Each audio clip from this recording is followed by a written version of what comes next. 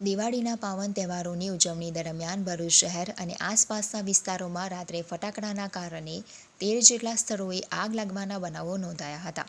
શહેરના વિવિધ વિસ્તારોમાં લોકો ફટાકડાનો આનંદ માણી રહ્યા હતા. તે દરમિયાન કેટલાક જગ્યાએ સૂકા કચરાના ઢગલા, ઝાડની પાંદડીઓ અને મકાનની છત ઉપર આગ લાગી હતી.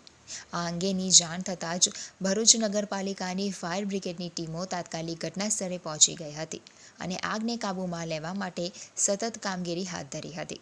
ફાયર ફાઇટરોએ પાણીના ટેન્કર અને ફાયર વાહનોની મદદથી સમયસર કાર્યવાહી કરી હોવાથી કોઈ જાનહાનિ કે મોટી આર્થિક નુકસાની થવા પામી નથી.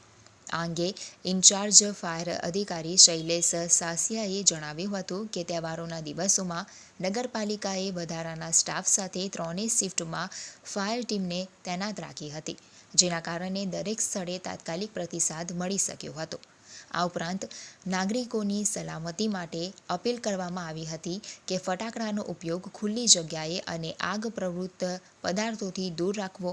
સાથે જ લોકોમાં આવેલી ફાયર જાગૃતિના કારણે મોટા બનાવો બનતા અટક્યા છે. ફટાકડાના આનંદ વચ્ચે થયેલા આ બનાવો છતાં ફાયર તંત્રની તત્પર કામગીરીને કારણે ભરૂચમાં કોઈ મોટી દુર્ઘટના ન બની તે શહેર માટે રાહતજનક બાબત ગણાય છે. મારું નામ શૈલેષ સાંસિયા છે. હાલ ભરૂચ નગરપાલિકાના ફાયર ડિપાર્ટમેન્ટમાં ઇન્ચાર્જ ફાયર ઓફિસર તરીકે ફરજ બજાવું છું. ગત દિવાળી દરમિયાન અમે 7/24 કલાક ફરજ બજાવી છે, જેમાં પ્રજાનો પણ સાથ સહકાર અમને મળેલો છે. 13 જેટલા કોલ અમને પ્રાપ્ત થયેલા છે ભરૂચ શહેરમાં, જે અમે શાંતિપૂર્ણ રીતે ઉલવી, કોઈ જાનહાનિ એમાં થયેલ નથી.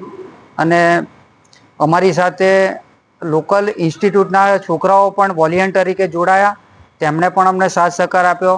તેમને પણ આ ફાયર ડિપાર્ટમેન્ટમાં લાગે એટલે એ વિષયની અમને રુચિ હતી ને વોલિયન્ટરી તરીકે એ લોકોએ એમની ફરજો બજાવી આ 5 દિવસ દરમિયાન. એક રીતે કહેવા જઈએ તો આપણી જે પણ દિવાળી ગઈ શાંતિમય રીતે પસાર થઈ છે, કોઈ જાનહાનિ થયેલ નથી.